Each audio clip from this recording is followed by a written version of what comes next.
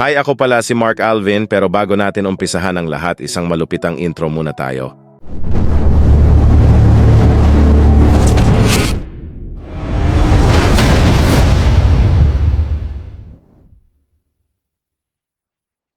Biyahe ni Marky pala po. Hahaha, hindi pa ako sanay sa pag-vlog, masyado minsan nauutal, nagkakamali, pero okay na rin, hahaha. Pero bago ang lahat, sino ba si Mark sa totoong buhay?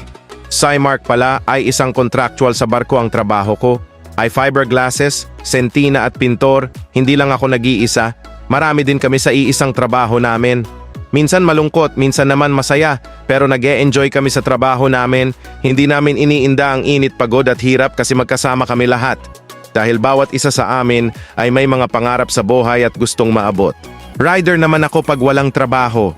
May mga team ako at sa bawat team iisa lang ang aming goal sa buhay, ang makatulog sa ibang tao, bata man o matanda.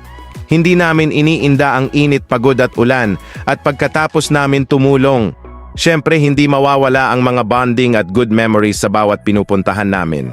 Bundok man o patag dagat man or wala, ang samahan namin ay hindi matutumbasan ng kung anuman.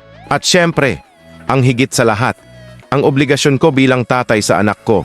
Hindi biro ang maging nanay at tatay, pero isa lang ang nagustuhan ko. Masaya ako pagkasama ko ang anak ko. Nawawala yung pagod, hirap at sakit na nararamdaman ko kapag makikita ko siya at mayakap.